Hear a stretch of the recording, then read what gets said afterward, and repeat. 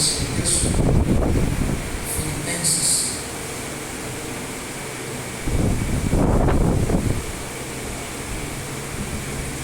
Filipenses capítulo 1.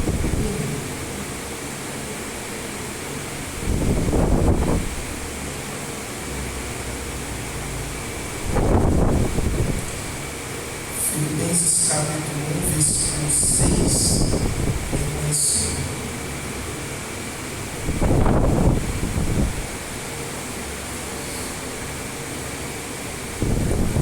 Diga forte, eu achei. Filipenses 1, 6. Minha versão é um pouco diferente, mas diz assim: sendo confiante nisto mesmo, que aquele que começou a boa obra em vós a realizará, ou em algumas traduções, a aperfeiçoará até o dia de Jesus Cristo. Vamos ler mais uma vez.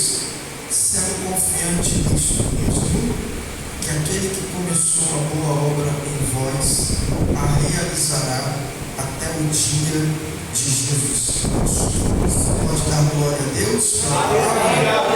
Seu assento, por gentileza.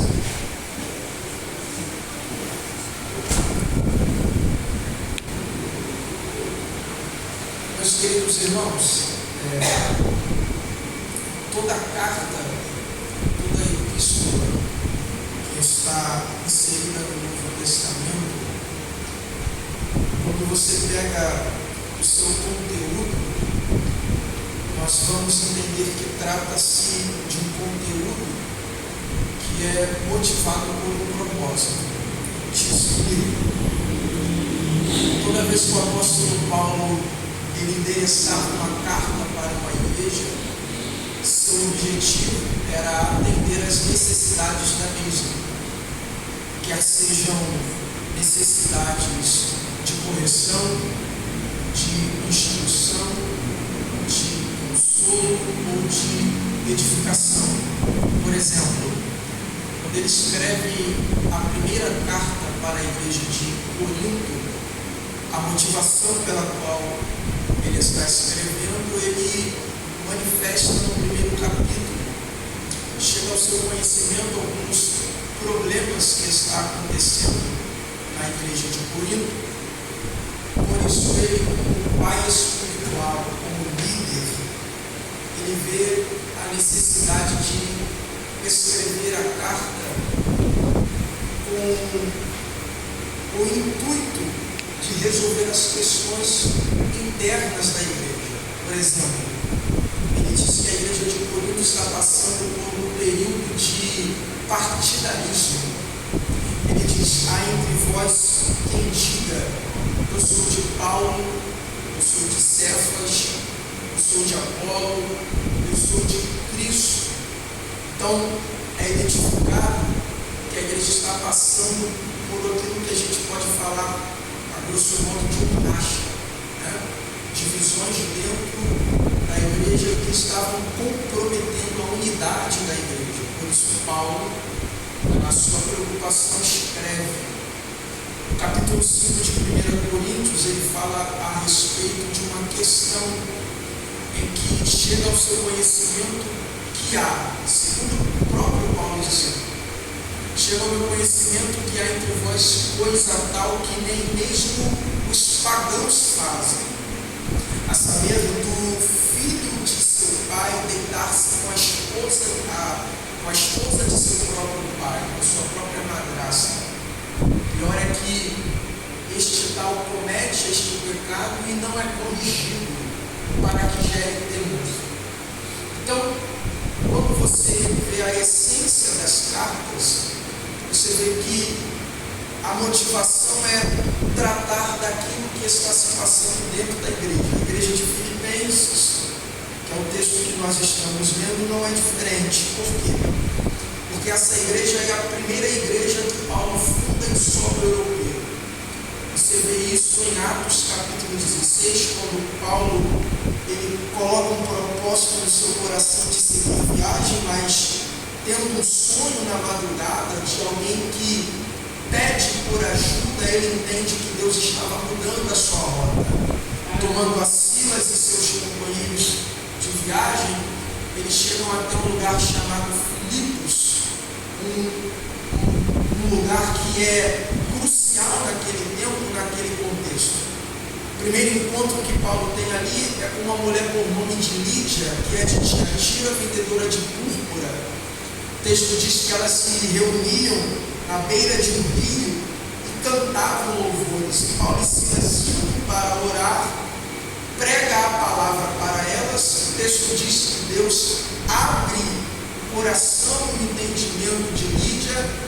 Ela levanta as mãos e aceita a Jesus como Senhor e Salvador. Aceitando a Jesus como Senhor e Salvador, ela pede, constrange a Paulo para que entre na casa dela, para que pregasse também a palavra. Paulo, constrangido, entra, prega, e o texto diz que toda a família dela é convertida. A viagem de Paulo dá continuidade. O texto diz que indo ele para a sinagoga, para a oração junto com Silas, no meio do caminho surge uma jovem que é possessa por um espírito de adivinhação e que os seus senhores a usam para que obtenham lucro. Como ela, dia após dia, enquanto Paulo e Silas passam, ela vai evidenciando: esses homens são homens de Deus que nos anunciam a palavra da salvação, o caminho da salvação. Paulo se inquieta com esse elogio maligno, repreende o espírito, a jovem é liberta, mas os senhores dessa jovem não gostam porque vê o lucro sendo perdido, prendem a Paulo e Silas. O texto diz que depois deles apanharem, perto da meia-noite, eles cantam e oram hinos a Deus. Terremoto vem, abala os alicerces do cárcere, eles são libertos. O carcereiro que estava guardando eles estava temendo pela sua vida, porque a lei de Roma é vida por vida. E como ele vê as portas do cárcere abertas, ele pensa: todos fugiram, vão me matar. Ele saca da espada, coloca no pescoço. Quando ele está pronto para se matar, Paulo grita: não te faças tal coisa, porque todos nós estamos aqui. Ele olha para Paulo e diz: o que eu devo fazer para ser salvo? Essa pergunta não fala da condenação de Roma, porque como todos os presos estão ali, a vida dele está segura. Mas ele fala disso, e de um ar diferente que há nesses homens. Paulo responde: crê no Senhor Jesus e será salvo, tu e a tua casa. O texto diz que o carcereiro também levanta as mãos para Jesus, aceita-o. Paulo entra na casa dele, prega a palavra, batiza os membros da família. Está ali a primeira comunidade cristã estabelecida através da vida do apóstolo Paulo. Quem ainda me ouve, diga amém. Amém. Estaremos lá, tenha paciência.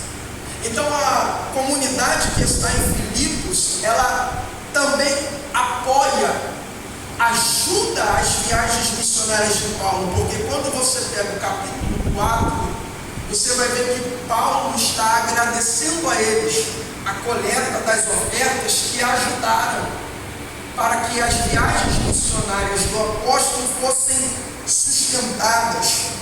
Só que o capítulo 1 que você lê comigo, você percebe que a intenção de Paulo é alegrar a igreja de Filipe. Por que você diz isso, Daniel? Porque Paulo é a maior referência de líder espiritual naquela época no que diz respeito ao apóstolo dos gentios. Paulo é visto como um líder amado, um líder querido, um grande exemplo a ser seguido. O próprio, quando escreve para as igrejas, diz: sede meus imitadores, como eu sou de Cristo. Glória. Então Paulo, ele quer alegrar a igreja, porque no próprio capítulo 4 ele diz: alegrai-vos no Senhor, ou talvez na sua tradução, regozijai-vos no Senhor. Outra vez vos digo: alegrai-vos no Senhor. Só que o que me inquieta é que o contexto da carta de Filipenses Paulo está dentro de uma prisão. Paulo está onde? Na prisão. Entra comigo. Paulo está onde? Na prisão. Paulo está preso. Paulo está encarcerado. Só que, mesmo estando preso, Paulo está escrevendo para a igreja: se alegrem, regozijem no Senhor, se animem, se fortaleçam nele. Daniel, por que isso te intriga? Porque estando preso, encarcerado, Paulo tem todos os motivos para dizer: hoje eu não estou afim de falar com ninguém, hoje eu não estou afim de comunicar nada a ninguém. Só que o que Paulo vai me ensinar e te ensinar nessa noite é que o teu momento não pode ser maior do que a tua responsabilidade. Eu vou repetir isso daqui. Paulo tem uma responsabilidade com as igrejas, de comunicar ela força, de transmitir ela ânimo, de comunicar ela a palavra que vem do alto. E olha o que Paulo vai te ensinar nessa noite. Eu estou preso, eu estou encarcerado, eu estou cheio de dores aqui dentro desta prisão, mas eu entendo que tem uma igreja que precisa da minha voz, eu entendo que tem uma igreja que precisa das minhas palavras. Nessa noite a primeira palavra de Deus para o teu coração é essa: não deixe que o teu momento seja maior do que aquilo que Deus derramou sobre a tua cabeça. Eu sei que talvez você esteja aqui nessa noite e esteja debaixo de uma situação de perda, debaixo de uma situação de calamidade, ou quem sabe de luta, de tribulação, mas fique com o que Paulo disse: o que? Eu estou passando por isso, mas a palavra que está sobre a minha vida é maior do que o momento que eu estou atravessando. Você quer me ajudar? Olhe para esse crente aí que está do teu lado, olhe para ele, por favor, e diga: o teu momento não vai ser maior do que a palavra que está sobre a sua vida nessa noite.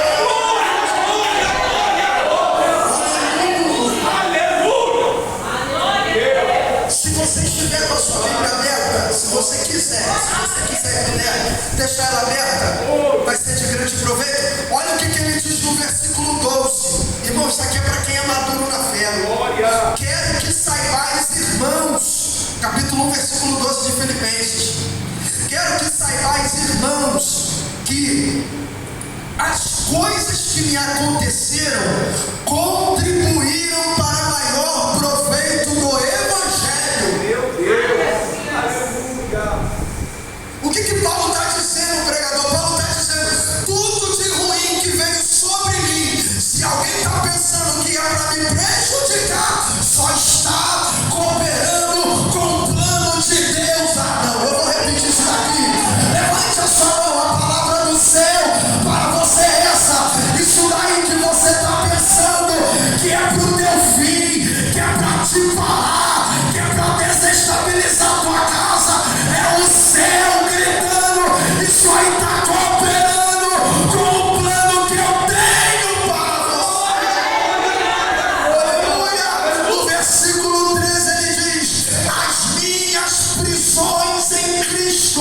Eu não estou preso porque eu sou ladrão, eu não sou preso porque eu matei alguém, eu estou preso por amor à palavra, por amor ao Evangelho.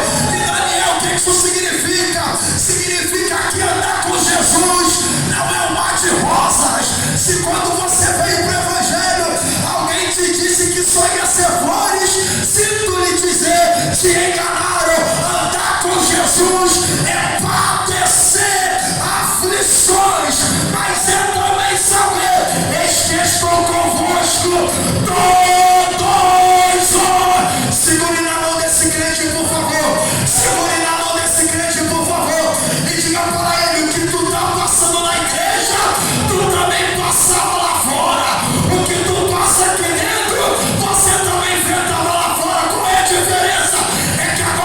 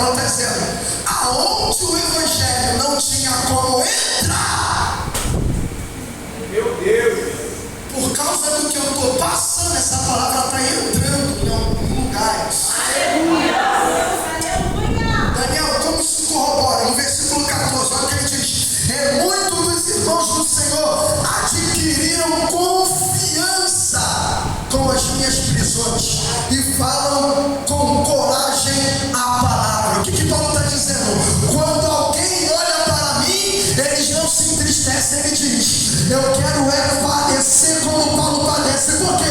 Está no meio da prisão, está no olho do vendaval, está passando por luta, mas continua crente, continua dando glória, continua vindo para o culto de terça-feira. Eu não sei se você tem um glória aí para lá.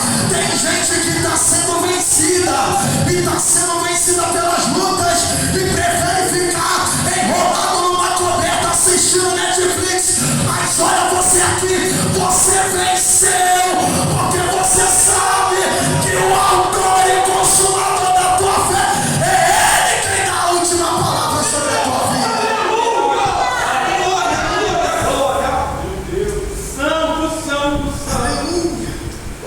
Aleluia. Então Paulo ele quer animar, motivar a igreja. Por que ele precisa? Porque como ele começou essa obra em Filipos, pastor, é uma coisa natural nossa. A gente começa a colocar as pessoas como insubstituíveis. Então, quando prendem Paulo, alguém pode dizer: o que será da igreja? Aleluia. O que vai ser da igreja sem a presença do apóstolo Paulo? Se matarem ele, o que vai ser da igreja? Aí o versículo 6 que nós lemos, olha o que Paulo diz: quem começou essa obra na vida de vocês não fui eu, não. Aleluia. Glória, glória, glória. Aleluia. Santo é o teu nome. Porque Paulo é desprovido de valor. Oh, glória a Deus, aleluia. O que Paulo está comunicando? Comigo ou sem a minha presença, a igreja vai permanecer de pé. Meu Deus. Oh, aleluia. Porque quem começou a boa obra na vida de vocês não foi Paulo, não foi Pedro, não foi Apolo, não foi João, não foi, já foi quem? Foi o Santo Espírito. Olhe com um sorriso para alguém que está do teu lado e diga: pode faltar fulano, pode faltar ciclano, pode faltar cantor, pregador, só não pode faltar a presença daquele que te arrancou das trevas e te colocou no reino da sua maravilhosa luz.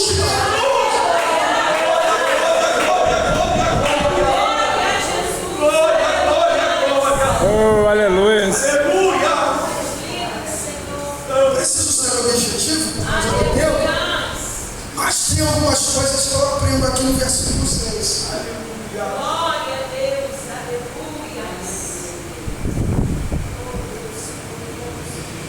Primeiro, Paulo diz: aquele que começou a boa obra. Fica triste comigo, não? Primeira coisa que eu aprendo lendo isso: ninguém está aqui porque é bom. Não, Daniel, eu estou aqui porque meu pai é crente. Você não está aqui porque meu pai é crente. Porque João capítulo 15, versículo 16, quando Jesus está prestes a ele está dando instruções finais, ele olha para os discípulos. Eu imagino os discípulos, mas ele há 3 anos. Fizeram um milagre, tive um outro ressuscitar, viu o peixe se multiplicar, a gente viu tempestade no mar se acalmar, a gente viu legião sair da vida do homem, a gente viu muita coisa. Jesus olha para ele: não foram vocês que me escolheram.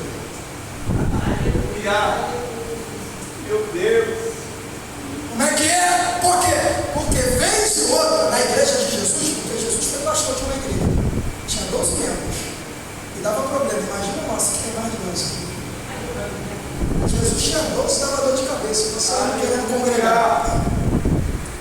Na igreja de Jesus tinha um problema, vence o outro. Que problema? Com Jesus sendo pastor da igreja. Qual era o problema? Vence o outro. Eles discutiam quem é o melhor. Quem é o maior?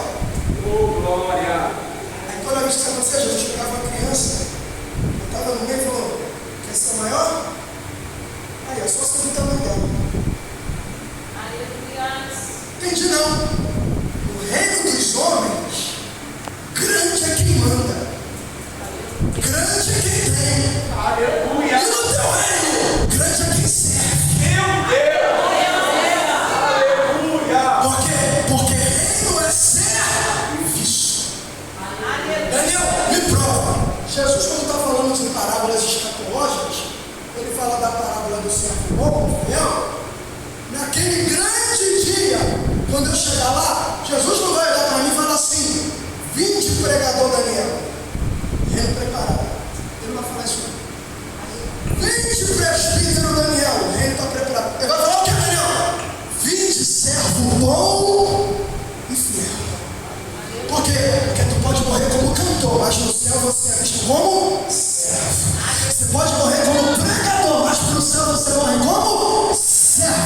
Josué capítulo 1, quando ele vai animar Josué, como é que Moisés morre? Legislador, grande profeta, homem que falava face a face com Deus. Mas quando Deus olha para Josué, ele diz assim: meu servo Moisés está morto. Por quê? Porque no reino de Deus todo mundo é do mesmo tamanho. Você pode cantar melhor do que eu, mas você é do mesmo tamanho. Você pode ter mais oratória do que eu, mas é todo mundo do mesmo tamanho. Porque só quem brilha é Jesus. O dono dessa obra, o dono dessa igreja, é Ele que não pode faltar. Aquele que começou. Eu não estou aqui porque eu sou bom ou porque eu tenho condições aprováveis para que Ele me qualifique a estar aqui. Qual é a segunda coisa que você aprende, Daniel? Que o critério de escolha de Deus é estranho. Como assim? Há quem diga por aí assim: Deus não escolhe os capacitados. Quem já ouviu isso? Mas capacita hoje, você é a maior mentira que existe. Por quê? Porque quando você pega Paulo falando para a igreja de Filipenses no capítulo 3, ele dá o currículo dele. Olha, eu sou judeu de judeu, circuncidado no 8º dia, sou benjamita, fui zeloso pela lei, aprendi aos pés de Gamaliel, fervoroso, nada da lista dele. Mas sabe o que ele diz? Mas eu tive isso tudo como refúgio, para alcançar algo melhor, o conhecimento de Cristo Jesus. Então, igreja é um lugar para bom e para quem não é tão bom. Sim ou não? Sim. Daniel, qual é a diferença? A diferença é boa agora. Qual? Tem gente que é bom, canta bem, fala bem, você ouve por horas. Mas tem gente que está aqui, que foi a escolha mais improvável.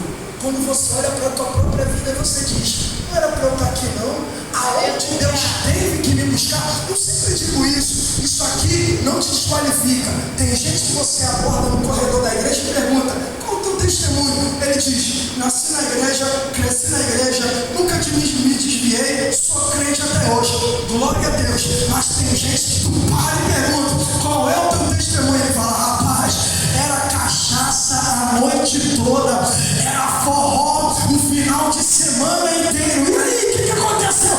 Aconteceu que um dia eu olhei para isso tudo e falei: aqui não é o meu lugar. Quando eu vi, eu estava dentro da igreja, levantando a mão, chorando, dizendo: eu quero aceitar Jesus. Eu não sei se você se enquadra no que Paulo disse no 1º capítulo aos Coríntios, o quê? Ele escolheu as coisas loucas, as desprezíveis, as que não são, para que ninguém se glorie. Olhe para quem está do teu lado e diga: você é uma escolha improvável. Você é uma escolha improvável para a glória de Deus.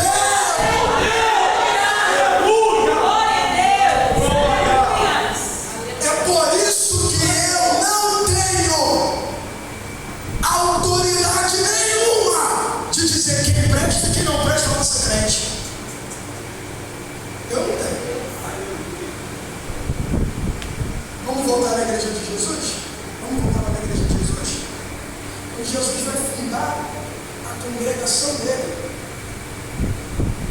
você pensa que para ele constituir o monte de Deus, ele podia ir lá na sinagoga. Caifás, Anás, escriba, saduceu, essênios, só elite. Jesus vai aonde para fundar a igreja? Na beira da praia. Oh, eu fiquei arrepiado aqui. Ele avista 2 pescadores arrumando a rede. Ele olha e diz: vinde após mim, porque eu farei vocês pescadores de homens. Ele olhou para um, Tiago olhou para João, João olhou para Tiago e disse: o convite dele é diferente. A voz dele mexeu alguma coisa. Dá para melhorar, Daniel, melhora. Certo dia Jesus passando pelo posto da coletoria, só quem não prestava, publicano e pecador, ele vai passando, ele olha de novo e diz, ele olha para Mateus, filho de Levi, segue-me, e ele deixando tudo, seguiu a Jesus, porque ninguém resiste à voz do Nazareno. Eu estou aqui, porque um dia a voz dele foi lá, aonde ninguém poderia ir, e colocou de pé, me deu banho de sangue, me colocou na graça, e olha você aqui nessa noite dando glória.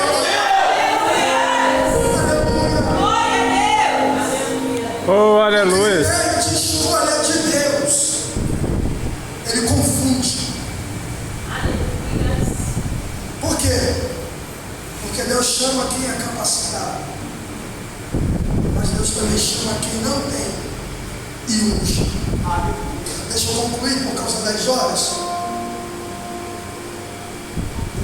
Ele diz assim: aquele que começou a boa obra em mim. Melhor, obrigado, pastor. Repita comigo: aquele que começou. Que é isso? Você já foi para casa? Me deixou sozinho? Aquele que começou. A boa obra em mim. Baixo o máximo essa expressão que Paulo usa, obra. Eu estava ali sentado, o Espírito Santo palestrando comigo a respeito dessa expressão.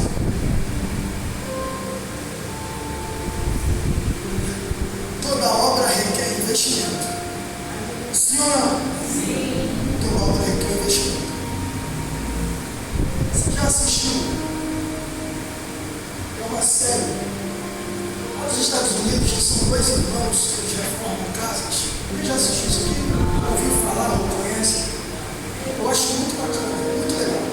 Porque ele pega uma casa sem forma, toda feia, apática. Quando ele entrega para o dono diz: é outra casa. Ah, é outra casa. Você comprou essa casa? Não, é a mesma casa. O que aconteceu? Ela passou por uma obra.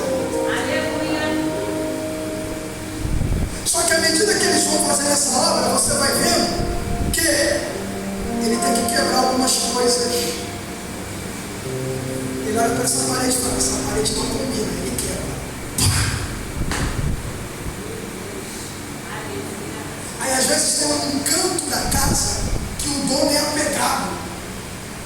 Aí diz assim: eu sei que você gosta desse canto, mas para o novo projeto esse canto não vai ficar legal. Eu tenho que quebrar. Se você está no culto ainda comigo, você já está entendendo. Meu Deus. Quando Paulo diz: ele começou uma boa obra em mim, não é diferente. Por quê? Porque 1 Coríntios capítulo 3, versículo 16 diz que eu sou templo do Espírito Santo. Eu sou da casa. Tal como toda casa, quando o Espírito entra e você diz: fique à vontade, ele diz: posso, fica, a chave é tua. E quando ele entra, ele diz: isso aqui eu preciso quebrar.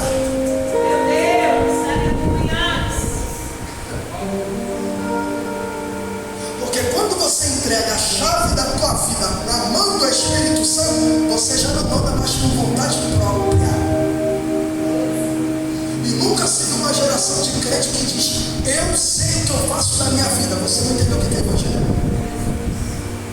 Daniel, como se resume o evangelho? Certo dia chegaram para Jesus e falaram assim: quero te seguir, o que custa?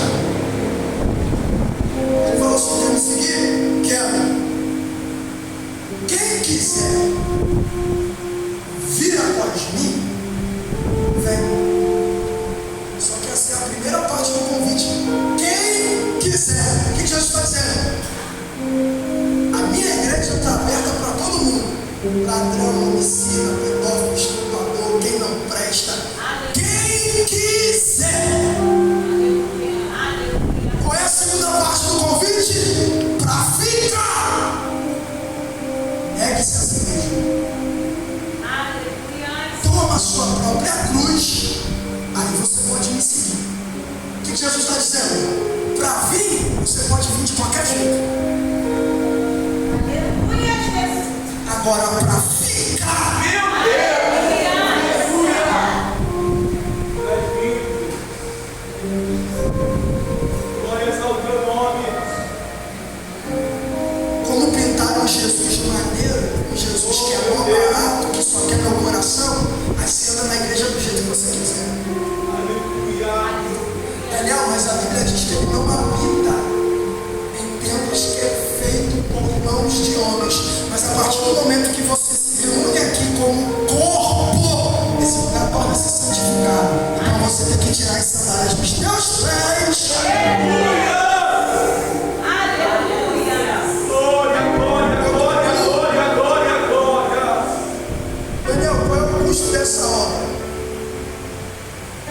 esses dias sobre Jeremias capítulo 18. É complicado de você ler um texto que é muito conhecido, é pregado com frequência, e que você trataria às vezes como mais um texto. Mas Deus sempre quer falar alguma coisa contigo na mesma palavra. Porque não é a palavra que se renova, a palavra é eterna. Renovo fala de algo que continua existindo, mas passa por uma renovação. A palavra não precisa, a palavra é eterna. Passa. Entendeu? Então o que acontece? Eu que sou renovado com a palavra. Só que em Jeremias 18, Deus olha para Jeremias e fala assim: Jeremias, levanta, desce lá na casa do oleiro que eu quero falar contigo. Jeremias levanta, desce. Quando ele chega na casa do oleiro, o próprio Jeremias diz: quando eu cheguei, eu vi o quê? O oleiro fazendo o quê? Eu gosto dessa expressão. Ele estava entregue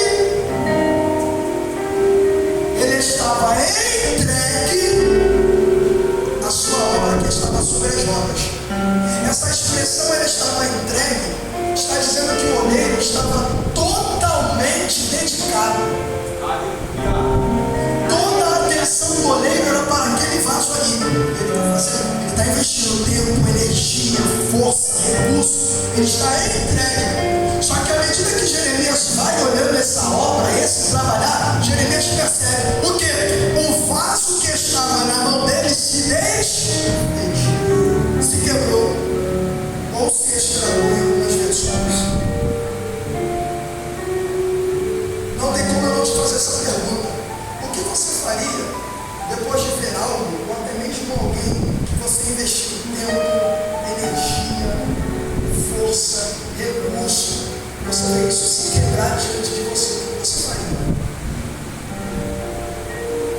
Você gasta anos, você gasta força, você gasta saúde, você gasta tudo que você tem em prol a isso se quebra diante de você.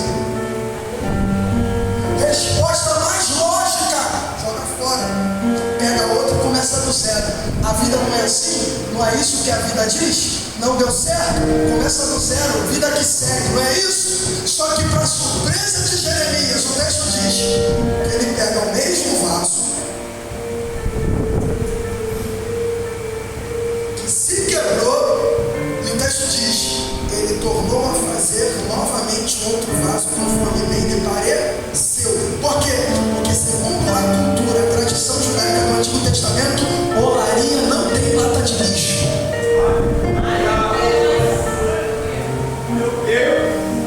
Daniel, não entendi. O mundo, quando você quebra, ele te joga fora. E na mão do oleiro, quando eu me quebro, ele diz: dá para começar de novo. Oh, aleluia, tem uma palavra de Deus para você. Levante a sua mão porque eu vou encerrar. Eu não sei se na tua vida tem algo que está quebrado, que está se desfazendo. Daniel, algo lá dentro da minha casa está rachando, está quebrando. Eu estou perdendo o controle. Vai quebrar, vai cair. O que é que eu faço? Coloca na mão de quem sabe trabalhar. Coloca, aleluia, estou arrepiando aqui. Daniel, o que é que eu faço?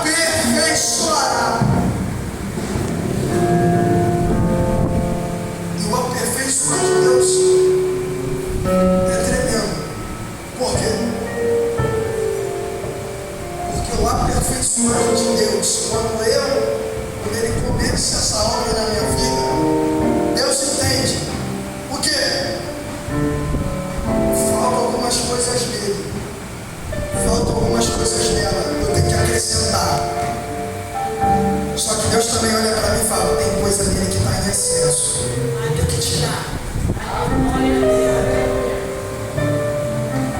O aperfeiçoar de Deus acrescenta em você o que te falta, mas retira o que está em excesso. Glória a Deus. Por quê? Porque andar com Deus, eu sempre vi os antigos dizendo isso: andar com Deus é ser liberto todos os dias.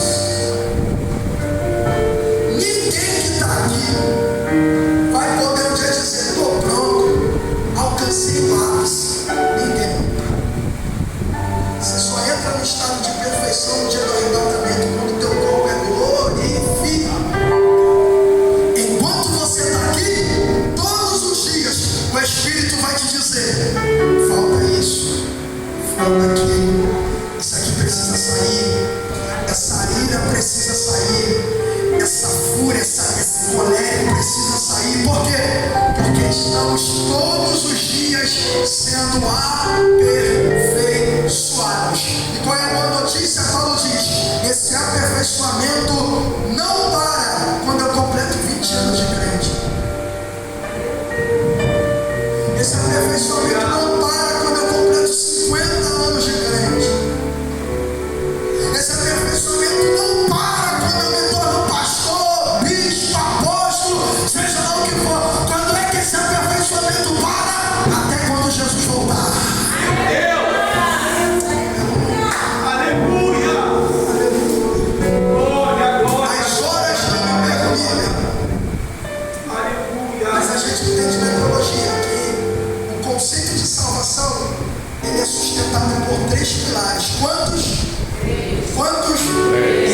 Outra noite eu venho explicar sobre isso, se Deus permitir, o pastor também convidado. Mas a salvação, quando você pergunta: você é salvo? E a pessoa diz: eu sou. Você pergunta para ela: então o que é ser salvo? Tem crente que diz: eu vim da igreja, eu faço parte da igreja, isso não é ser salvo. Não, eu sou salvo porque eu leio a Bíblia. Você não é salvo porque você lê a Bíblia. Até o Limpo tem o Salmo 91 aberto lá na cozinha dele, nem por isso é salvo. Daniel, o que é salvo? Salvação é regeneração, santificação e glorificação. Regeneração foi quando Deus foi lá no mundo e te arrancou.